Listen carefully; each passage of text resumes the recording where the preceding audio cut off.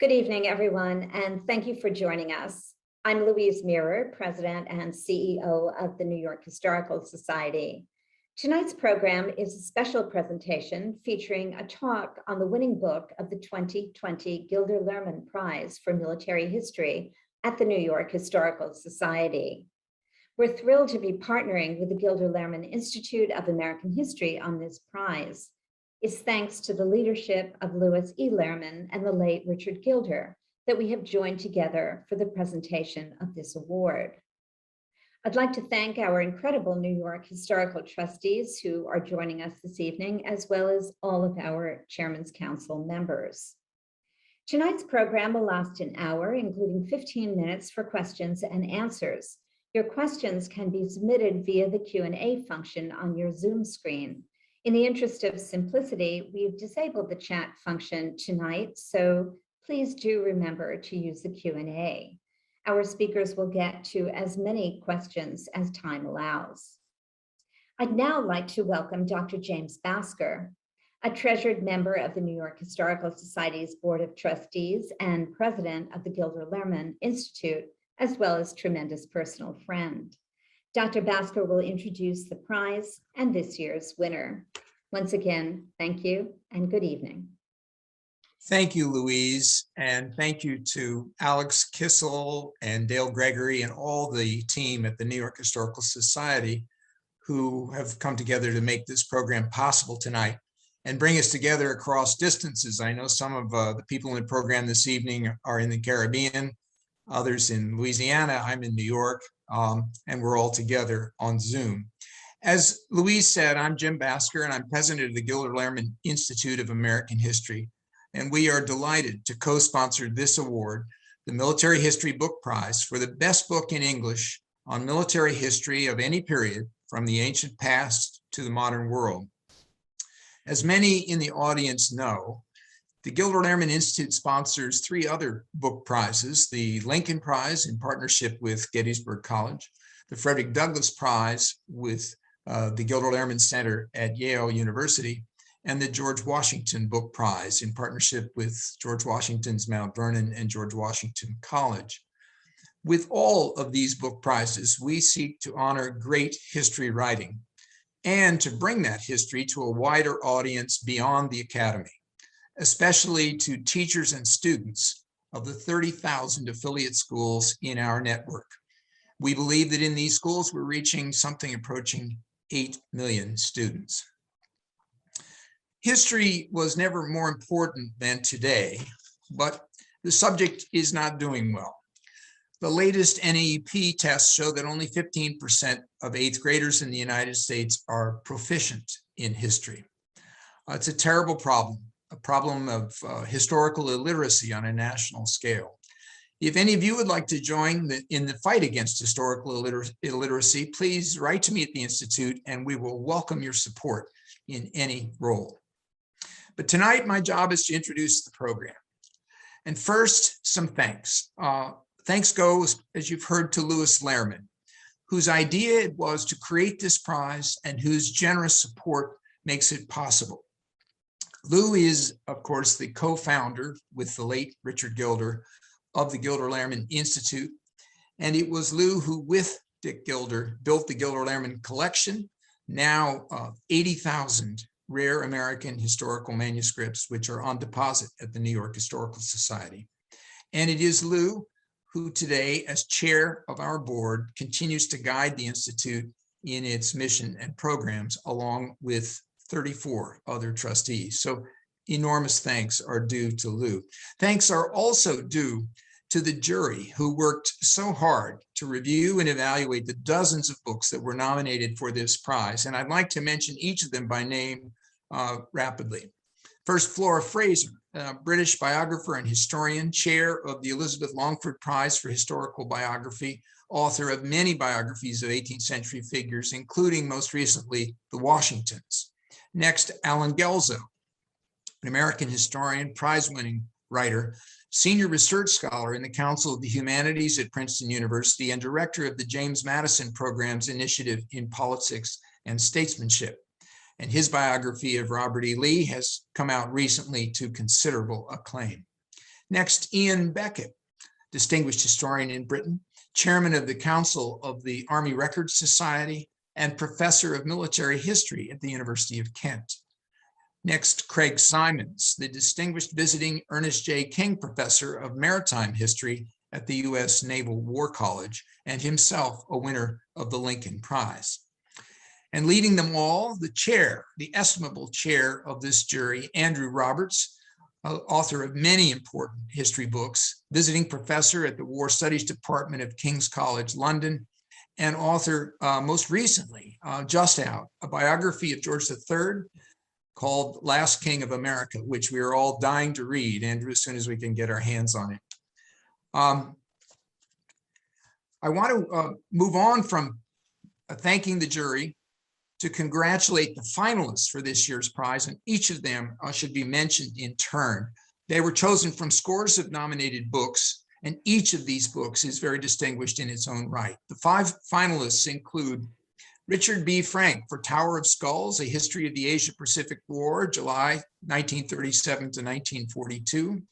Donald Johnson for Occupied America, British Military Rule and the Experience of Revolution. Martin Sherwin for Gambling with Armageddon, Nuclear Roulette from Hiroshima to the Cuban Missile Crisis. Daniel Todman for Britain's War, A New World, 1942 to 1947.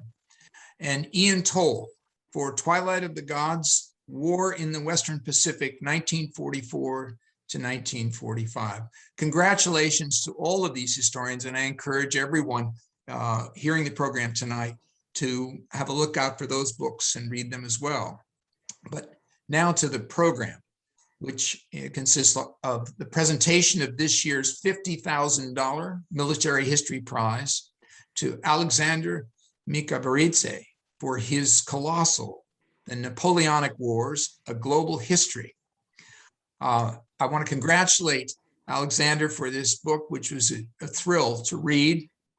And I want to turn you over now to Andrew Roberts, the chair of the jury, who will make the presentation, tell you more about the winning book, and then lead what I think will be a very enjoyable conversation, following which there will be a question and answer period. Over to you, Andrew. Thanks very much indeed, Jim, and thank you for those kind words. It's a shame really that I can't be there with you, Alexander, to hand over the check for $50,000. It's always the most fun part, as you can imagine, of the evening. But many congratulations on winning this prize. It really is a true masterpiece. I know it's a true masterpiece because on the front cover there, you can see me saying that it's a true masterpiece. And the judges all thought so too. So the first question I'd like to ask is that there have been libraries, literally libraries, written about Napoleon. How have you managed to differentiate your book from the tens of thousands, perhaps hundreds of thousands of books that have been written there? It's said that there's been a book written with Napoleon and the title Every Day Since His Death in 1821. How on earth were you able to differentiate yours? Well, thank you so much. First of all, I want to thank the members of the jury for selecting me. I was stunned when I heard about the prize. I want to thank the fellow nominees, because when I saw who were in the running, I was flabbergasted, and of course the Gilder Lehrman Institute for this great honor. And I want to acknowledge Professor Donald D. Horvath, who is the main reason of becoming a historian. He passed away this past Sunday. He was a friend, he was a mentor, a father figure, and a role model for me, and I want to dedicate this prize to him. Now, as for the question, yes, I think more books have been written about Napoleon than anyone else. Historians certainly been busy. But if we look at the historiography of the subject, then what we'll see is that much of that body of work is limited in its focus to Europe And within Europe, it is limited to Franco-English subject matter, the personalities, campaigns, politics. So I by birth from Georgia, a small country in the Caucasus, very proud of its history, of its culture. When I came over to pursue my PhD, I always looked for the traces of my country, my history, and I couldn't find it, even though I knew that it was an integral part to this Napoleonic War period in particular. And so what I wanted to do in this book is to broaden the perspective, to move away from Europe and offer a perspective that will be more international, more transnational, a perspective that will highlight the fact that between 1792 and 1815, European affairs did not unfold in isolation from the rest of the world, that the impact, the tremors that began in France in 1789 reverberated all around the world. And I think the core message here is rather than remaining on the periphery of this story, this is the core of its significance, that Napoleonic Wars was a conflict of world significance that pushed many regions on new trajectories of history.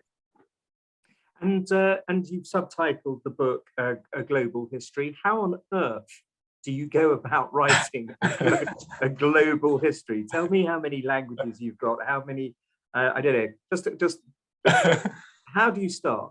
Well, you know, as many Europeans, I think being able to speak in multiple languages comes relatively easy, at least. When I came to the United States, I already had a mastery of 4 languages and only added as I went along. And I think that globalization is emerging as a major economic, cultural, and political force in the modern world. And it has an increasing impact on how we, as historians, approach the crafting of history. It certainly fundamentally altered our ways of knowing. And I think it is no longer sufficient to study nations in isolation. It's perfectly fine, but I think it broadening the horizons offers new and exciting possibilities. It does require, as we see, reevaluation of individuals or nations' role and place in world history. But this new approach, I think, underscores themes that long has been studied in our profession. This is stories of trade, this is stories of migration, slavery, and above all, what we now call the new imperial history, where I think my book falls. So my approach is that it is far more interesting and nuanced to look at the global, at Napoleonic Wars from international, a precise, a proper way will be to say transnational and comparative way, and place France not as the aggressor nation that is oftentimes it is portrayed as, but to put it in the wider context of imperial rivalries all across the world. It is a hard approach, requiring languages skills, but I think it's worthwhile.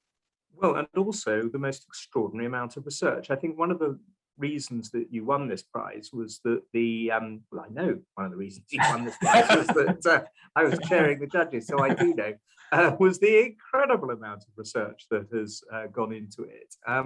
It's actually not as long a book as it looks. It's only 642 pages, but then there are another 300 pages of notes, bibliography, and index. Tell us about the research for this project.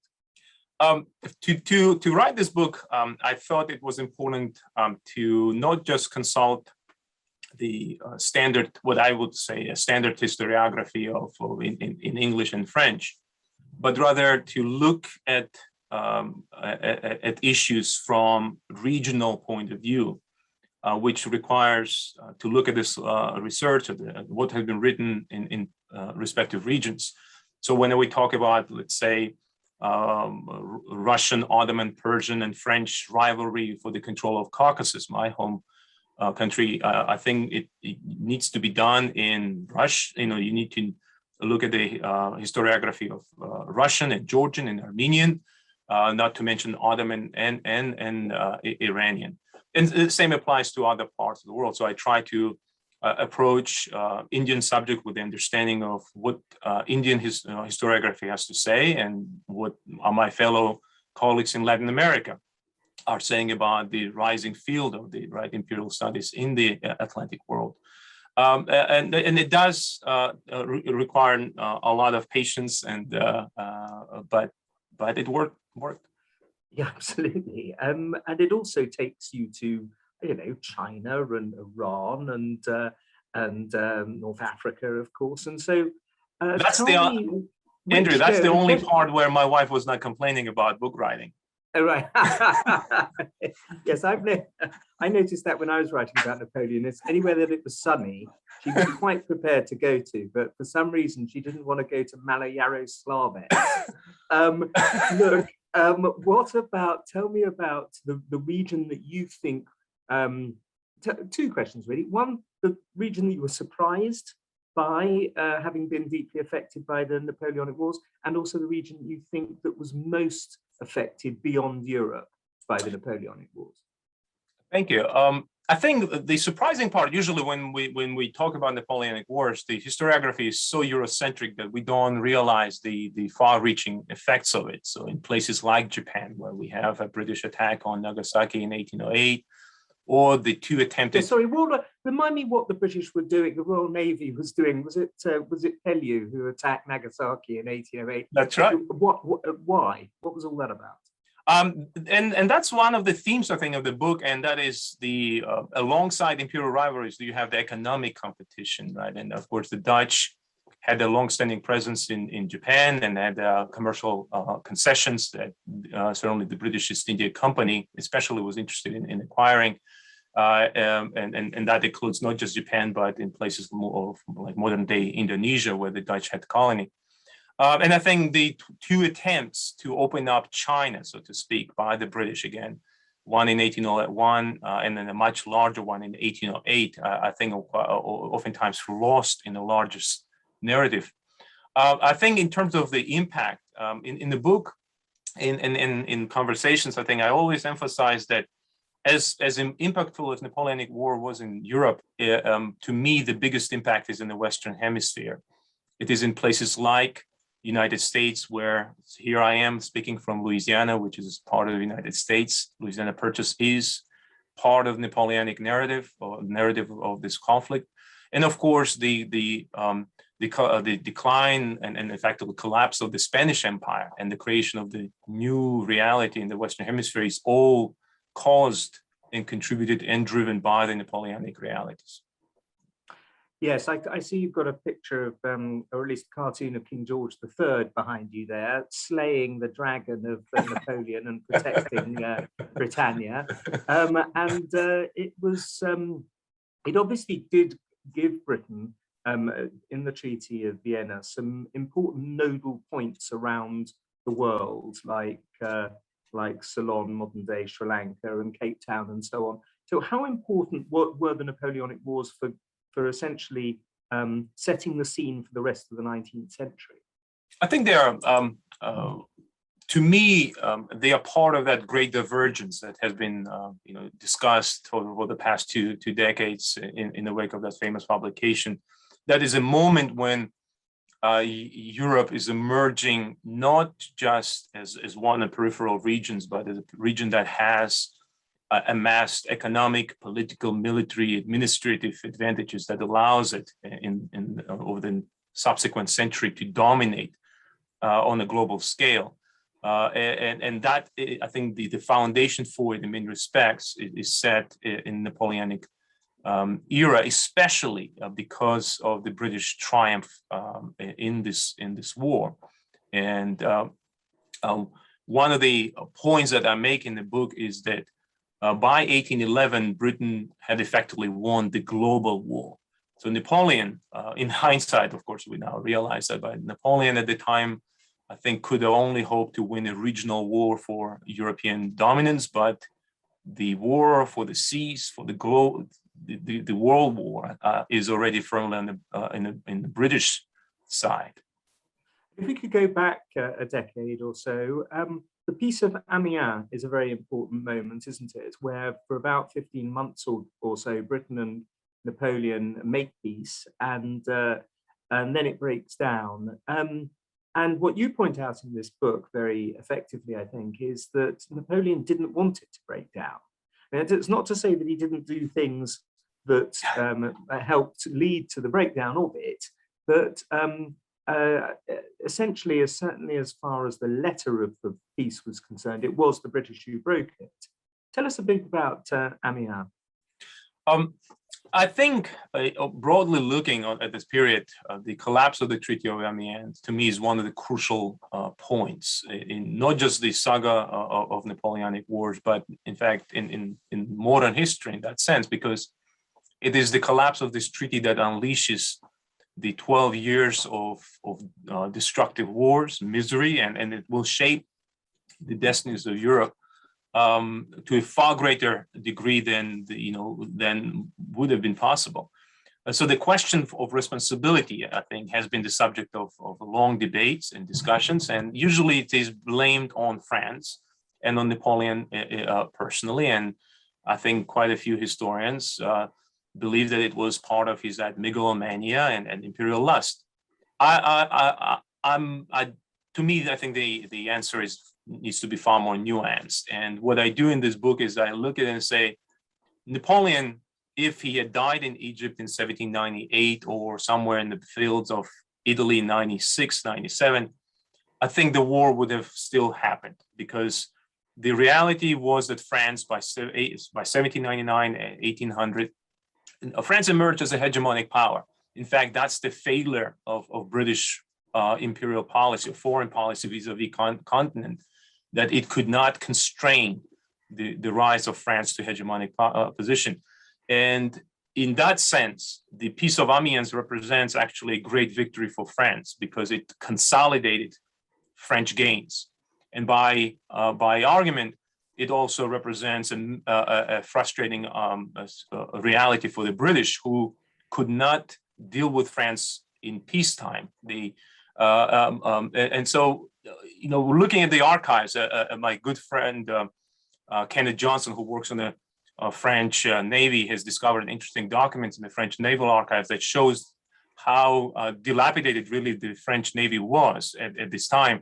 And in 1803, for example, when in the spring of 1803, we know that the French Navy would have only had 22 ships ready at the service, and that's ships of the line. 22 ships is a pittance compared to several hundred warships that Britain had at its disposal. So it was certainly not enough to confront Britain on the sea, and Napoleon knew that. That is why in 1803, he's very keen to push and prod, but not to the breaking point. And I think it's a bluster that really gets the best of him. And ultimately, Britain makes the right choice in that sense to preemptively declare war and anticipate the rise of the powerful French naval force down the road. And do you think Britain therefore was in serious danger of invasion between 1803 and 1805 if there was such a small French naval force, or was it just a question of what Napoleon said about having the channel for 24 hours and grabbing the opportunity? I think there is no denying that Napoleon certainly made significant preparations for the invasion in 1804, when he prepared a sizable fleet. Now, not the military, not an ocean-going fleet, but we talk about the transportation fleet to cross there. But the threat, I think, was never as acute as the British imagined in that sense, because we know that by the time the grand operation of transatlantic naval movement launches, Napoleon already has shifted his attention. This is late summer of 1805. He already has switched his attention to continent, to the emergence of the Third Coalition. So I don't think the invasion would have materialized, because there was the facts on the ground of Austrian and Russian mobilization, armies already being in place. France could not afford to invade Britain in 1805. Even if Nelson had lost Trafalgar and it had been the British fleet that had been sunk and captured rather than the Franco-Spanish fleet? You didn't change your citizenship to French, have you? Losing Trafalgar. You like what ifs just like I do. Counterfactuals can be helpful. What's the answer, Alex? It's certainly not in 1805. I think his hands were tied by the fact that we had such a massive force assembling on the eastern borders of France. Yeah. But does tell me, but writing books like this change your life in that do they dominate everything? Are you like me where you can't really stop thinking about anything else when you've got a book underway? What's the story? Well, I'm in fact in great awe of your productivity, Andrew. Looking at the last few books that you published, they are stunning in size and scope and in level of detail. So you have to be obsessive about it. And I try to control it, but I'm not successfully. And I think we had a conversation about dreams, right? And I have this recurring dream, even after I'm done with the book. I have this dream of being with Napoleon on the banks of the Berezina River in November of 1812. And like the Groundhog Day, we try to cross the river and it never works. So it's like a nightmare. My God, and yes, exactly. And you come from somewhere that was in the former Soviet Union. We'll come back to that in a second. Tell me a little about the process of writing. You talked about your research. Did it take you to interesting places, interesting archives and things like that? I mean, I know this is in a sense a culmination of a life's work. So, where have you researched through for this extraordinary book? Thank you. I traveled in both all across Europe, really, from Swedish archives to Polish to Austrian Kriegsarchiv, and of course, needless to say, the British Foreign Office, French diplomatic archive. I've actually maybe emphasized trips to Paris a bit too much because I've gone at least 6 times while writing. 6 times. Yeah, to Paris alone. And of course, Russian archives. Some places were harder to get in so my attempts to get into the Russian Foreign Ministry archives were not approved. So much of the was that because is that a political thing because you're American and Putin has closed down a lot of the historical archives of the Second World War? I didn't know he'd done it at the Napoleonic Wars. I mean, that really is taking Russian nationalism to a classic. Well, in my case, I'm actually Georgian. I'm proud Georgian. And of course, you probably remember that there was a war between Russia and Georgia in 2008, just as I was starting research on this book. So we don't have really good relations, any relations, really. So I think that certainly had a role in it. But on the other hand, I hanged out in the much better places like Vienna, Paris, and London. So I can't complain. It's Napoleon's bicentenary, of course, of his death this year. And we've just had it back in May. Tell me about your overall view of Napoleon, because he is central, even though this is a global story, and of course there's endless goings on in South America and China and Iran and places he never set foot, India and so on. But yet he is, of course, the central figure, not least because the wars are named after him. How do you, and I see behind you, you've got all his hats there, the Centellina hats and various other things up in that picture beside you. How did you feel about him by the end? It's a very complex question in a sense, because it goes to the very transformative experience I had. So I was born in Soviet Union. I grew up in the 90s amidst the collapse of the Soviet system, and especially in Georgia, this meant economic implosion of the state, civil wars, and the conflict with Russia, social and economic misery all around. And I think to me, Napoleon was the thing that made that life tolerable. I would escape the reality by reading about his exploits. And he changed my life because I never intended to be a historian. I wanted to be a lawyer, actually, and I finished the law school and practiced law. But it is the chance encounter and then with one of Napoleonic institutes led by Professor Howard that changed my direction of my life. And I came over to study Napoleon. And I think over the years, my views of Napoleon, just like you have evolved, because we all, as young, either children or as young, the teenagers, we are drawn to this Napoleonic legend, to this romantic vision of a Prometheus who wanted to bring so much goodness to the world. But then you start studying and really seeing the harsh reality of it. And I think today I have a much more circumspect appreciation of the man. There is no denying that that, as you said, his personality was crucial to the French fortunes, but crucial to the history, the way it unfolded. He is really a charismatic in his complexity, in his commitment to work, in his genius for administrative detail, in his analytical mind, prodigious memory, or the ability to consume information unlike anyone I really know, and then select relevant details. But on the other hand, we know that there are these less pleasant, distinctly unpleasant, actually, sides to him to contemplate. He's opportunist. He is ruthless. I was reading his correspondence just the other day and came across a letter he writes in 1811 when he orders to have the families of the seamen who switched to the British side, to have their families arrested and put in prison and on a diet of meager bread and water until those men change their minds and come back. So there is that callousness to him.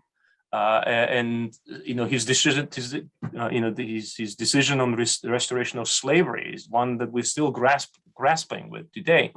So, but to me, that's the beauty of history in its complexity. And I always tell students that history is never this simplistic. It's never black and white in that sense. It has a lot of grayness to it, the shades, the spectrum of gray. And Napoleon is on that spectrum. There are things that he accomplished that are undeniable, and certainly France owes much of its modern institutions and modern administrative system and its legal system to Napoleon. But there are other aspects of his legacy in places like Haiti that I think require a far more nuanced approach.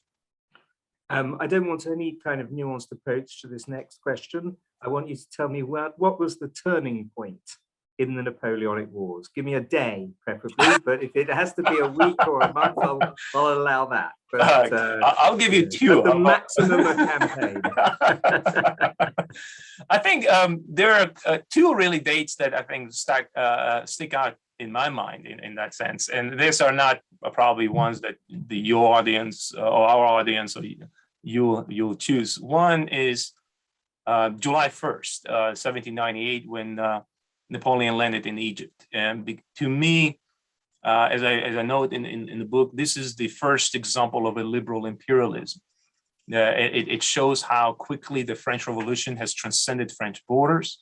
And it shows this new kind of imperialism that comes under the promise of liberation. It certainly represents the first modern attempt, to incorporate this Islamic society within the fold of European culture, European belief system. And to me, that's a crucial moment. And I think another moment that I will highlight would be in 1811, and that is the fall of Java.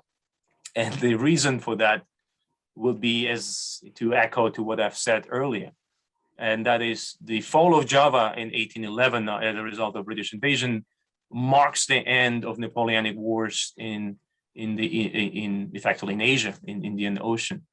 And every fresh gain that France had made in Europe since the beginning of the war was followed by far greater loss in Asia. And now in 1811, Britain is triumphant. And so to me, this is the moment when Napoleon no longer has any bases east of Cape, and French fleet is thoroughly swept from the seas.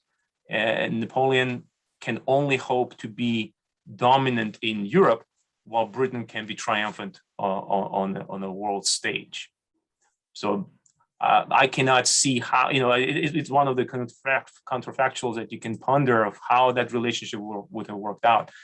But it is, to me, a crucial moment.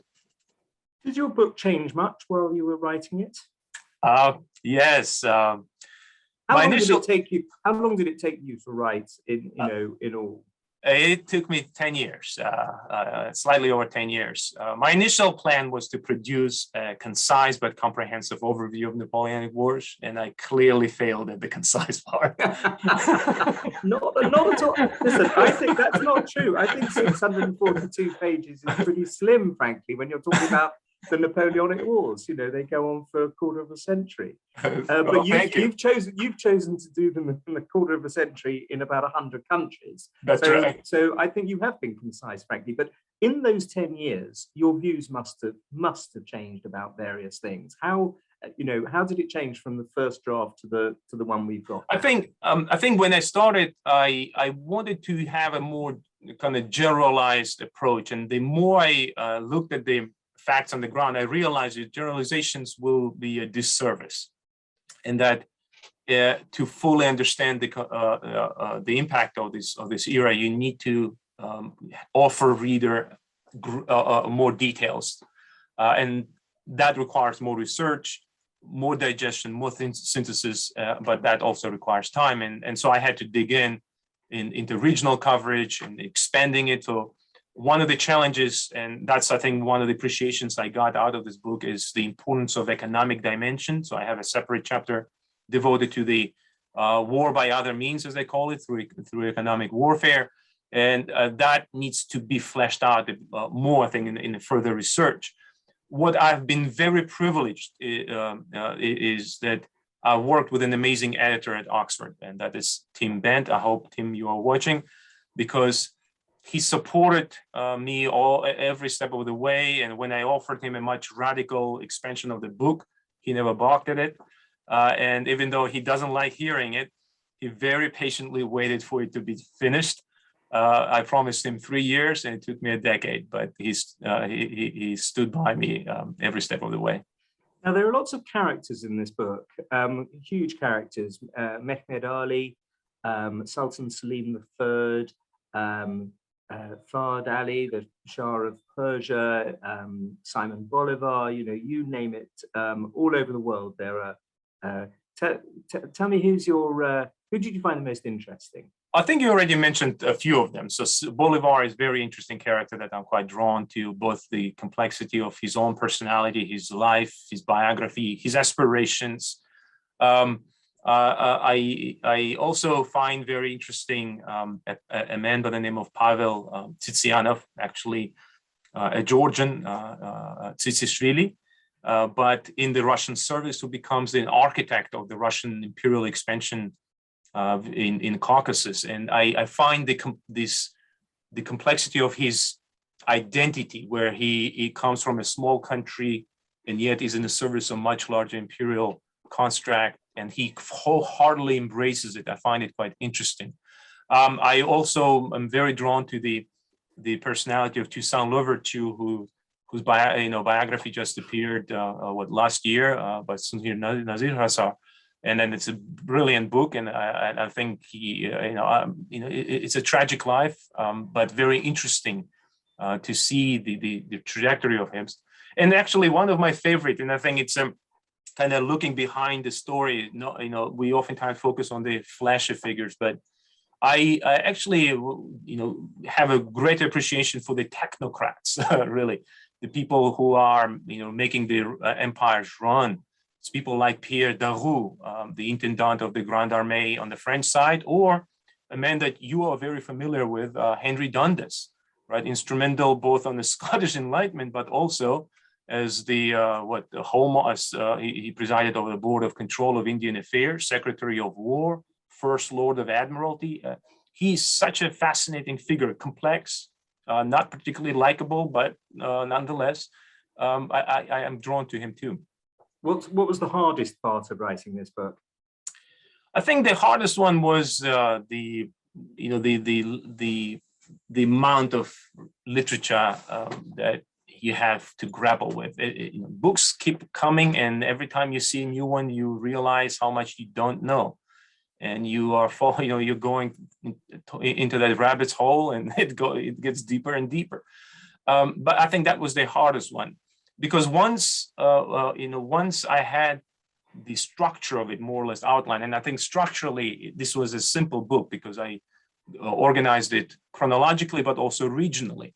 Once the structure is done, I think the writing part was not as complex. Now, I'm not as prolific as you in terms of daily output, but I try to stay up late. I still produce about 1,500 words a day and stay at it. And well, that's your mistake. You shouldn't stay up late. You should get up early in the morning. That's your only mistake, Alexander. I agree. Well, what are you plenty of coffee. we all have different ways of doing it. What's your next book? I just actually finished it. I literally sent it off today, this morning. So congratulations! Thank you. Exciting! What a great moment. It is a first modern biography of Field Marshal Kutuzov, the great protagonist of War and Peace. Yeah. It came out not as long as War and Peace, but it's close.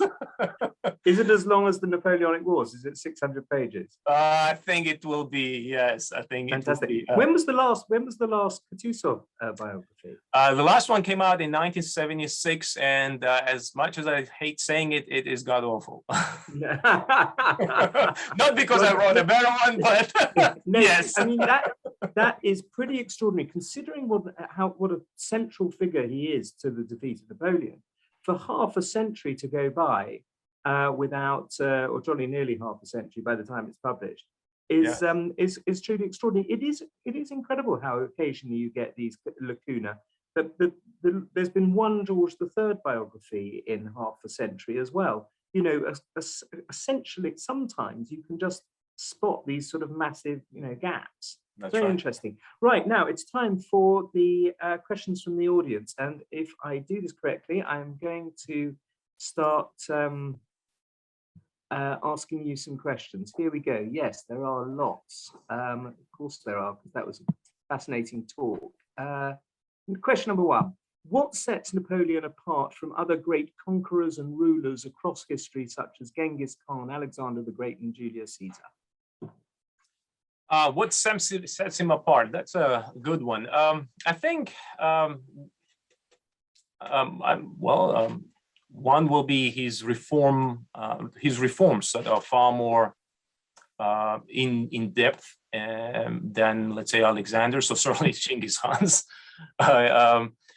Napoleon is, to me, the last of the Enlightenment despots. He is a man who is willing to see rational governance, efficiency, centralization in place.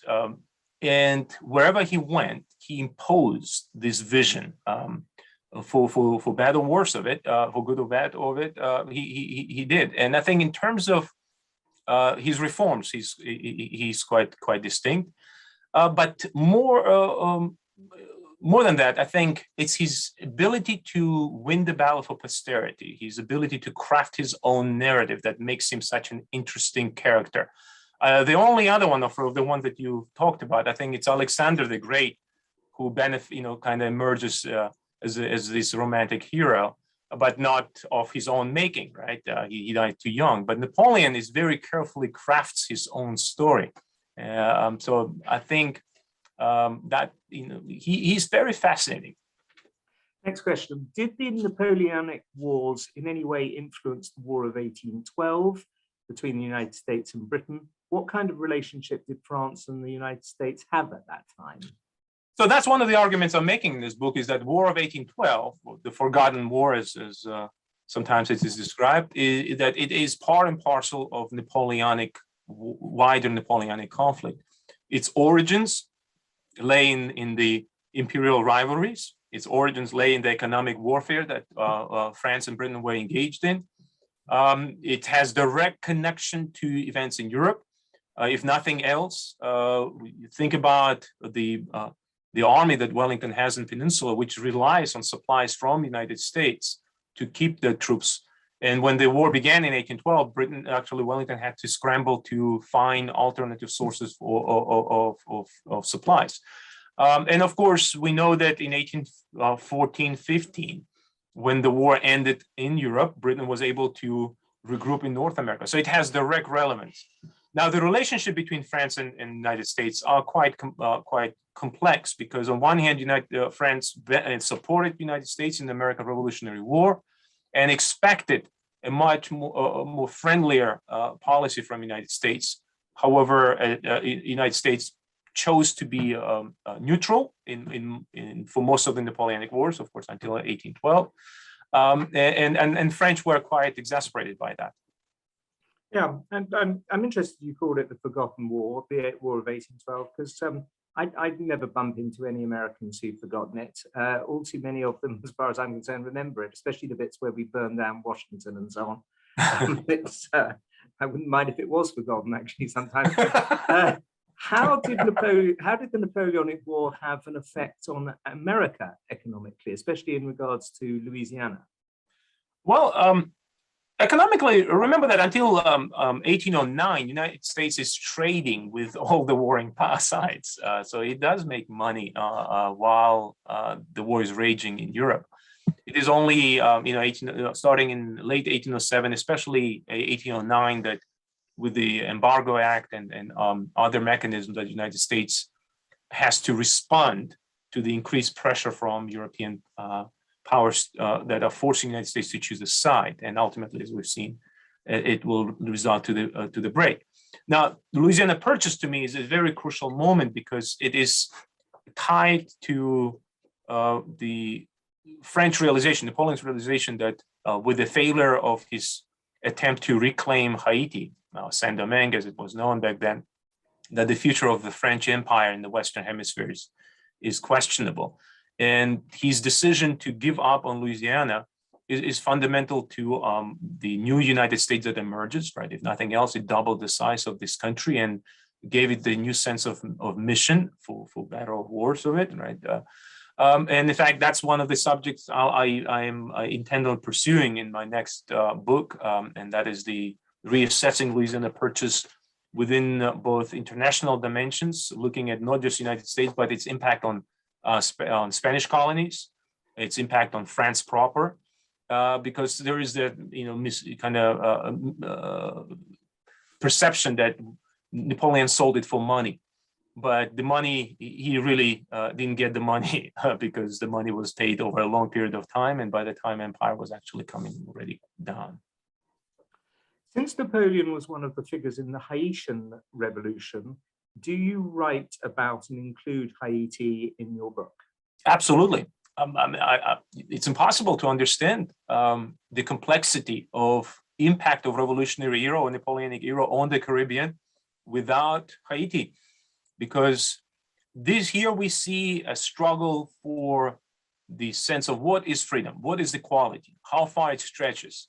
In 1789, revolution proclaims the Declaration of Rights of Man and a Citizen, and it starts with this wonderful promise of, quote, all men are born and remain free and equal in their rights. And it quickly becomes clear that this is too ambitious, too lofty, too aspirational, because by 1791, the declaration will not be applicable to the people of color in places like Saint-Domingue. So to me, this is a story of revolutionary ideals, it's a story of the entire period. So yes, it is crucial, and especially because of Napoleon's vision for French colonial empire hinged on the reconquest of Haiti. So here you have this kind of two crucial pillars. One is the sense of freedom, equality that men like Toussaint Louverture and his supporters are fighting for, right? The slaves who will ultimately prevail and create the first republic established by slaves. But then there is this imperial narrative of what Napoleon wanted to accomplish. It's particularly vicious as well, isn't it? I mean, Napoleon can be pretty directly connected to some of the real outrages that took place in putting down that revolution. Absolutely. In fact, I think that's one of the reasons why Haiti, I think, is not as featured prominently in Napoleonic narratives, because it is a very awkward, inconvenient, very jarring moment where the French are resorting to atrocities. We know that they resorted to early versions of gas chambers with sulfur gas to kill the slaves, and it I think clashes with the overall kind of prevailing narrative of Napoleon and as a reformer, because for all the reforms that he has done in France and that he exported in parts of Europe, you also have restoration of slavery, suppression of Haiti, and the legacy that is far more sinister. And the killings in Jaffa. Yes, yes. Mm-hmm. Can you trace a direct link between the Napoleonic Wars and the Russian Revolution a century later? I think I would not go that far in terms of connecting it. I think what I am arguing, especially in this new book that I wrote on Kutuzov, is that Russian triumph over Napoleon in 1812 gave the empire a new sense of mission. It certainly gave it to the Tsar. Alexander is in 1813-14 is driven by this sense of messianic purpose. We know he dabbles with his religious mysticism, and I think that is a moment where there is a missed opportunity. I think, in the sense that Tsar came to power in 1801 as a liberal man who toyed with remarkable projects of constitutional transformations, and yet the struggle against Napoleon effectively prevents him from acting on these constitutional initiatives. And then he becomes, again, as this victory over Napoleon transforms him into the very person that as a young man he loathed and despised, which meant that the opportunity for Russia to veer towards more constitutional development, I think, is missed. And we know that when Alexander dies in 1825, there is that attempted and abortive revolution, the Decembrist revolt, which is the first liberal uprising and the last, because next time we'll talk about revolution will be in 1917. Is the Napoleonic War considered a world war, since it was the French versus other European powers? How has the Napoleonic War affected the relationship between those neighboring countries of France? It is a war. It's a war of global ramifications. It's territorial reach. Let's say if we look at the territory that it directly affected, it rivals, if not out. My argument, it actually eclipses World War I, since we talk about all of Western Hemisphere being affected by Napoleonic Wars directly. But when we look at the realities on the ground, what you see is that the fear that France creates, in many respects, this fear that oftentimes is overblown, forces other European powers to preemptively strike out into territories that otherwise they would have not gone right at the time. So, case in point, Napoleon's invasion in Egypt creates the French fear in British circles. And Henry Dundas, for example, that I've mentioned a few minutes ago, is a great proponent of preemptively striking out to protect the British interest in India. So what do? They reach out in places like Yemen, Oman, Iran to shore up British influence there, either peacefully, diplomatically, or by force need to be. It's no coincidence that Napoleon goes to Egypt in 1798, and you have Anglo-Mysorean War starting with Wellesley, right? Richard Wellesley storming Seringapatam and bringing down Tipu Sultan, right? Who was perceived as as a possible Trojan horse for the French influence on the Indian subcontinent.